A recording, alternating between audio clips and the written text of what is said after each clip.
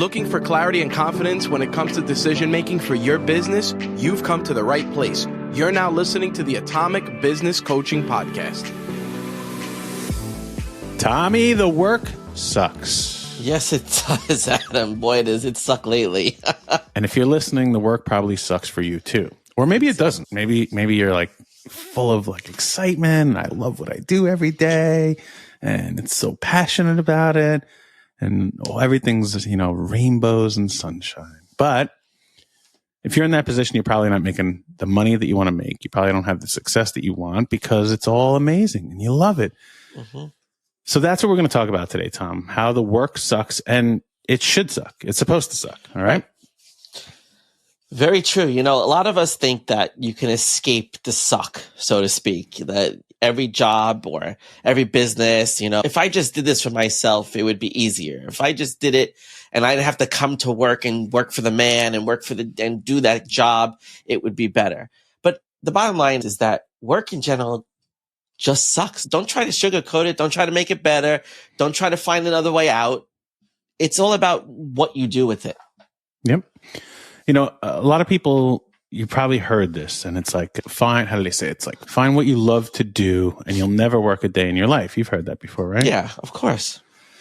Have you ever done that? Have you ever experienced that? Very infrequently. No. So here's the thing is people say that, and it's really nice. It's a nice thought. It's a great mindset. Find what you love and you'll never work a day in your life. But the thing is, can you make any money doing that? Right? Or is that just a hobby? Mm-hmm. And what most people tend to find who say that, right? Because people will say that based on their experience, and they're like, but I love what I do and I'm making money doing it. And what I've found over 2 decades is the people that say that I personally know, like, find what you love to do and you never work a day in your life. And I'm like, wow, what do you love to do? And what they tell me is one thing. And what I think they would like to say is another. Because what they've ended up doing, Tom, is they have found to love the thing that they're really good at. Mm-hmm. Right? It's not that they loved it and then they did that all the time. It's that they became really good at something and then they loved it because they were good at it. Right. And then they're like, but I do what I love, so I never work a day in my life. Well, now you love it, but you didn't love it at first. It sucked. Yep. It sucked. Absolutely. And this is what we want people, especially who are purple collar professionals, to understand.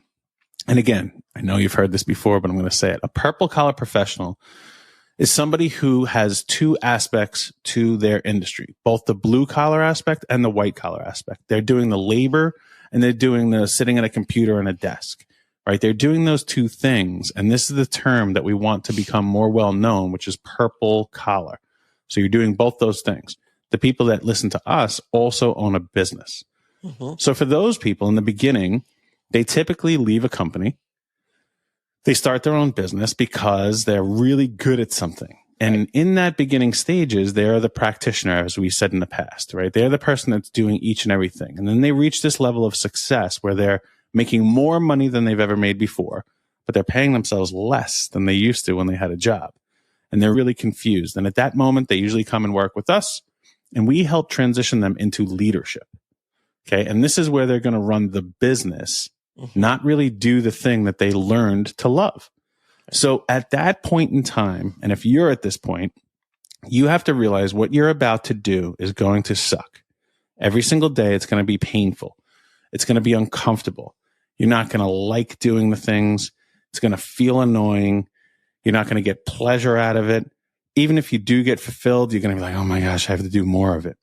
And the point of this is when you become the leader of an organization, it's not about you anymore. It's about the organization. It's not about the work that you're doing. It's about the people who work for you doing the work that they have to do. It's not about your personal success. It's about the business's success. And all of that sucks. So instead of trying to fulfill what your passion is through this, what we want you to do is deal with your problems by getting rich. I think you've heard that on Wolf of Wall Street. Leonardo DiCaprio said that. Deal with your problems by getting rich. And if the problem is I don't love what I do every day, we want you and your business to make so much money so that when I ask you that question, what do you love? It has nothing to do with your business. Right. It's the things you actually love. Mm-hmm. And you make enough money and you have enough time that now you can go do the things that you really do love. Because at the end of the day, as much as you think you love the work that you do, you would rather be doing something else with someone else. Is that right, Tom? Yeah, 100%. It's all about you think of all the byproducts of the hard work and getting rich. And the byproducts of getting rich is the time freedom.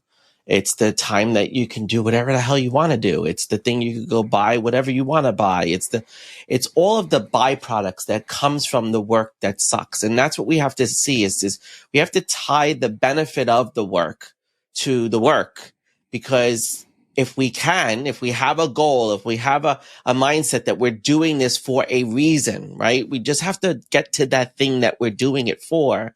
Then it doesn't matter if it sucks or not, because it's the byproduct that we're really shooting for. It's the outcome that we're really shooting for. And what's that? The outcome is really, for me, it's freedom. Okay. The outcome is being able to spend the time with my family, to do the things that I want to do, and not have to, think twice about things. So I'll work hard and I'll do the sucky work. And every purple collar professional has that, right? There's the element of the job that you do like to do, right? There's certain aspects of the job you like to do that, maybe you like the work that you do, or you like doing certain projects, or you like doing certain things. But there's a lot of things you don't like to do. There's I'm dreading doing all of our 1099s for the business, but Tom, right? I'm dreading putting that together. I'm going to cut you off for a second, because even those, and this is the point that I'm trying to get to, is even those things that you like to do, you've slowly convinced yourself that you like to do these things. And that's what I find most people who have built their own business do. True. Is they're like, okay, so I can get through this day, I'm going to find a way that I can love doing this thing.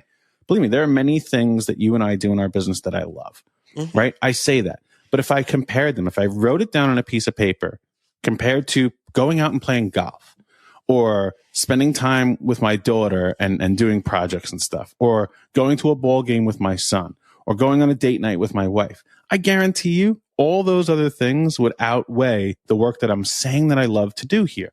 And that's what happens is we convince ourselves we love this thing so we can get through the day and we can do it. And you'll force yourself, you'll almost brainwash yourself into saying, I love doing this, so I got to go do it. And here's the problem. The problem is, then you start stealing the time and money away from those things that you really love, because you've convinced yourself you love this over here. Right. And that's not the case. You have to know this sucks and I got to stop doing it as soon as possible. I don't want to do this anymore, so I can go do the other things. And that's what it takes to run a successful business, is being efficient. Okay. Saying, how do we get as much done in as little time for the least amount of money with the biggest profit possible? That's what it means to be a leader. Giving your team what they need to do their job so you don't have to do it. Right. Giving your clients the outcome they desire so they stay with you. Right. Making sure that your numbers are in order so when you take time away, we're good. Yes. Okay. We don't want you getting into this place where you convince yourself, I'm doing this because I love it. Because you don't. You don't. Right. It's very true. You do get caught up in that, and you forget that you really didn't love it at the beginning, because you're so caught up in it, because you're trying to convince yourself to get through the day. I love it. And you're 100% right. So why don't we talk a little bit about what it takes to do things that you suck, Tom? What does it actually take for someone that they're going into today and they're like, holy shit, this is about to suck. What do they need so they can actually do that? What's the mindset they need to take? Yeah, well, you need a resilient mindset. You need that grit mindset. You have to get into the grit. You got to put the hard work in, just get to the work and be resilient and persevere through whatever it is that you're working on. Whatever that project is, or, whatever that challenge is, just work through it, come up with the solution and keep moving forward. But you've got to put the energy and the effort behind it. You've got to put the work into it. And it takes a lot of grit. We talk about grit in our book. So how it's nice to hear it, right? So it's right. All right, go do the work and do. That's great. And you may motivate somebody and I'm going to get out of here and I'm going to stop listening to podcasts. I'm going to go do the work. But how are they actually doing this? How are they actually carrying forward and doing that work? You're talking about grit. What does it take to have grit? What are the things you need to do to have grit? Maybe you want to open our book and we'll read it. Yeah. Listen, it's a service mindset, right? It's seeing that everything, it's not about you. It's about the big picture. And it's about making things better for the greater whole. It's not just about you. And that's what you have to sometimes realize, is that it's not about you. We tell our clients all the time, you're not special. I'm not special. We're not special. We just have, a big vision for what we're really striving for. And that's what it's bigger than us. And that's what it really takes to put grit in, is to embrace this service mindset that this is bigger than me and it's not about me. So let's compare that to other things in your current life right now that you're usually in a service mindset, right? So maybe you have children, right? And I know for me, there are times, yesterday I was watching football. It was the last Giants game of the year, and these idiots freaking won and made themselves have a worse draft pick, but whatever. Sitting there watching the game, and my daughter got a new set for her. She has like this llama that she introduced to all her stuffies. She has like this whole family of stuffies. And she went to the Target with her own money from Christmas and bought a school set. So a backpack, a desk, and all this stuff. And she's like, all right, Daddy, can you play with me? I'm like, well, the Giants game just started. She's like, well, I want to have school, and I'm going to be the teacher. The llama is going to be the student, and you'll be my assistant. And I'm like, I guess so. We'll do this. And I'm like, oh my God, this is about to suck. I want to watch football. Right. But my job is to be there for her. This is a moment that I can choose to be there with and for her. Right. And guess what? Her happiness in that moment was more important than the football game that I was about to watch. Now, some of you may say that's easy because it was the freaking Giants. Right. But I would have rathered, eaten some chips and watch the game and hoot and holler and not care about the world than do that. So it was about to suck. But what was more important to me was her happiness. I had to serve her in that moment. And reluctantly, I'm like, got off the couch because she wanted me to sit on the floor and do this. And, everything about it was uncomfortable, just like it is in your business. It's all uncomfortable. I didn't want to do it. It was uncomfortable. But I knew this is not about me. This is not about my happiness. It's about hers. Right. And we sat there for about a half an hour and did this. And she had a blast. And what I got in return from that was just watching my little daughter just play and have a blast and so imaginative and pretend to be a teacher, which she was kind of a diva teacher, like a little like, oh my God. Did you get abused as the assistant? Yeah. She was telling me I'm doing things wrong and that's not how you do it. And I'm like, she's oh definitely my your God. daughter. I know, right? But the point is, like, in that moment, it sucked, right? But the outcome was actually really good. And it was the byproduct of that stuff that I ended up getting something that I didn't think going in. Right. I knew it was going to suck, but I did it anyway. And that's the key to this. When work sucks, it's going to suck, but you have to do it anyway. You've chosen these responsibilities. So you have to move into them. I mean, church is something that you serve, right? If you're religious and you go to church, do people want to get up early and go into church on Sunday and do all these things and say their prayers and listen and pay attention and be engaged and up and down and pray and do all these things? Maybe there's a few people that really want to do that, but most people, to them, they're like, this part sucks. Right. They love the feeling they get out of it, but it sucks for them. Okay. Because it intrudes them. Now others have adopted that and they've convinced themselves that this is all I want to do. Now, maybe for some people that is truly what they love to do. And the other things suck for them. Right. It's all this other things and what's for you and what's in the service attitude. Exactly. So what are some things that you could think about, Tom, where it's a service attitude, but we, as humans, we go and we do it anyway. I think when somebody gets sick, you think about it, you got to go visit them in the hospital or whatever.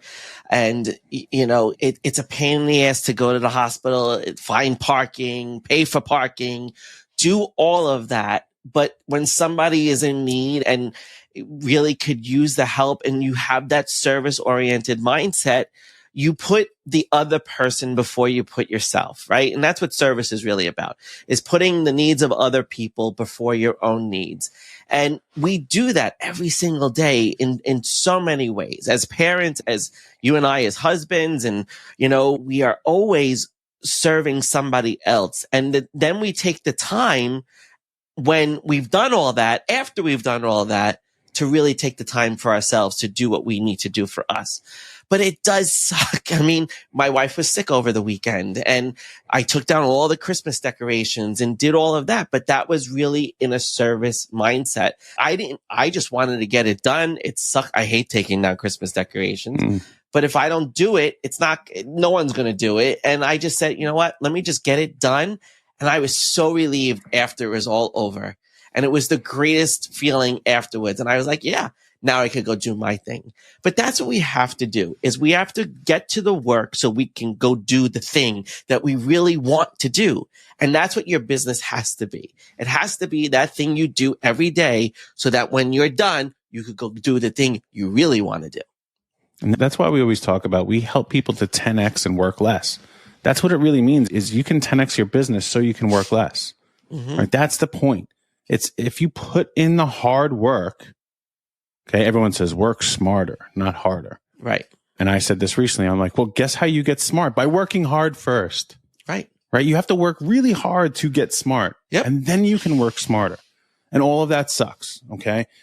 So the idea is to adopt this attitude of service and saying that, okay, there's a thing I have put in front of me as a responsibility, whether it's being a parent or running a business or doing that sales call or producing the work that you just got paid to do. It sucks, but that's now your responsibility.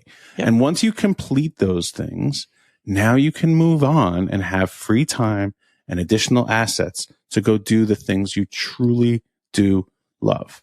Right. But Adam, what happens when you don't get those benefits, right? What happens when you don't see those benefits? And, a lot of purple collar work it's a long game, right? Our businesses are sometimes a long game. So yes, we're talking about grit and we're talking about service mindset. And yeah, we're doing all that. But hey, we're human beings. We get frustrated. We get pissed off. And when we don't see the return, what do you encourage somebody to do in that situation when they're not getting that benefit of all of this service mindset? What do you tell them to do? Well, number one is I would tell them to really assess if they're putting in the work. Now, I know we just keep talking about this, but when they say, like, I'm not getting the results I want, you're most likely not putting in the work that it takes to do that. I had a gentleman just recently come to us and say he's a brand new business owner. He has a tree company out in California. Now he's going to go into a gutter business. And he's really talking about, like, I don't know how much time it's going to take me to do all this stuff. And I'm thinking to him, I'm like, whatever you think, if it's going to take 2 hours, double it. It's going to take you 4. Okay. In the beginning, you're always underestimating how much time things are going to take. It's going to take you twice as long to do everything. So if you're not getting results, I guarantee you, for the first problem, and not the only problem, but the first problem is you're probably just not doing it enough, meaning either as the frequency in the day or doing it enough as the consistency, the duration that it takes. You don't make a day or two of sales calls and all of a sudden you have a business. It takes you months and sometimes years to do this. So David Goggins has an amazing quote that he says, or kind of motto that he uses, and it's called perform without purpose. And he's an ultra marathon runner guy, endurance athlete, like crazy. I mean, if you don't know who he is, check out David Goggins. A little brash, but my gosh, where he's come from and where he is unbelievable, and something everybody, I think, should look at and understand. How did he get there? Because this is what I'm talking about. That guy embraces do the suck all the time. And the idea behind this is, when I forgot where I was going with it. Now I got so excited about David Goggins, I forgot my topic. Perform without purpose. Thank you. So he has this thing called perform without purpose. And what he says is, he's like, okay, so he's training for a race that's 200 miles long, which is unbelievably crazy. And he's like, okay, I have to run a marathon every day, and then I'll run 50 miles and 100 miles. And he's like, I'm doing all this because there's a date in the future where I'm going to run this race. And let's say it's 30 days away, I'm going to run this race. That's the purpose. He's going out there and training all the time. What he says is, when that race is over, you continue to train the same way with no purpose. There's no race. Okay. There's no race to be had now. And I'm going to continue to train. I'm going to continue to perform. And the reason why is, he's like, the race is not the purpose. You are the purpose, because you can do this work. You have the responsibility that you've adopted to do this work, because one day you're going to need to have done that. Even if there's no purpose right now, You're going to need to do these things. So when it comes to you, and oh my gosh, now the race is here, you're already ready. You don't need to amp up your training. You don't need to amp up the amount of work that you put in. So when people aren't getting the results, they might first not be putting enough work. Okay. Number two is they may be doing it for selfish reasons, right? They may be expecting this immediate reward out of it, and they're not coming at it from a service attitude. This is just the work that needs to get done. And eventually, if I do this work, the outcome will happen. And that's something we call identity process outcome. Okay. You have to identify with, this is what I do, the process I do the work, and the outcome eventually will be that you'll get this. But we have another chapter of our book called Aggressive Patience. Right. So maybe you want to talk about that, Tom. You know, it's what's aggressive patience. It's trusting the process. It's putting into work every single day and being very patient, knowing that this is eventually going to pay off, that this is eventually going to give you the benefit that you've been striving for. And if you're not aggressively patient, if you don't hone your patience, you really can't be a business owner. It's impossible because there is such a long game sometimes. And it's one of the reasons why so many people procrastinate on the work that they're trying to do, because they're looking for a reason not to do it. And they're looking for an opportunity not to do it. And the bottom line is that they're not patient in reaping the benefit of all of the hard work that they're going to have to put in. That avoidance is not, it's not grit, and it's not, you have to keep doing the work. And that's the thing that we keep driving and moving in. And I love what you said before about, David Goggins, because the purpose is you.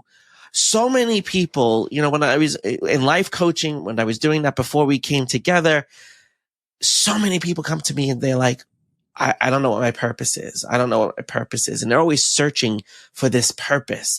They're always in search of the purpose. And it's like in being in search of the Holy Grail. Who cares? The only purpose is you. And I just love that so much because it is so true. And if you refocus yourself to realize that your purpose is you, it's what's going to benefit you and what's going to make you better and what's going to put you in the position that you want to be in. But it's going to come through that service mindset. It's going to come through that grit. And yes, doing the work that sucks. So you've got to look at it as the purpose is you, because it's about the benefits and all of that's going to come after doing all of the hard work. So don't give up. That's what I tell people all the time. Don't give up. Be patient. Be aggressively patient. Trust the process. Allow things, a lot of times people struggle with patience because they're trying to control everything. And you can't always control everything. You can only control what you can control, and there's everything else. And if you fight so hard to control it, and you try to control the outcome that you're looking for, control what the actual result is going to be, that is going to frustrate you. And that's one of the things I think we see people get frustrated by is they're trying to control it. And you can't always control it. You should have an idea of what you're trying to achieve, and you should get close to it. But if there's elements of it that just make you control it over and deeper in as you go along in the work, that's going to frustrate you. And sometimes you just have to let go of that control. And that's where aggressive patience really comes in. It's about trusting the process. And trusting the process means you got to relinquish some of that control. Yeah, it's nice. The other big part about aggressively patient is the first part, aggressive, right? So you're patient and you're trusting that outcome, but you're being aggressive about going there and getting there. And you're doing more and more, right? And that's the idea here is it sucks, but if you keep doing more and you trust and you're patient about the outcome, it will come. There's no way it can't come. There was someone who was really reluctant to do sales calls, but they had no sales team. They had no money to do sales. And I'm like, look, how many sales calls did you do in the last 2 weeks? And there was like 2 or 3 they did. I forget the number.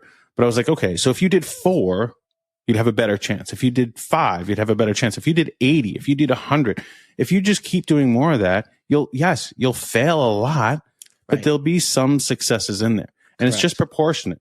Doesn't matter. And you said something earlier which is we're not special.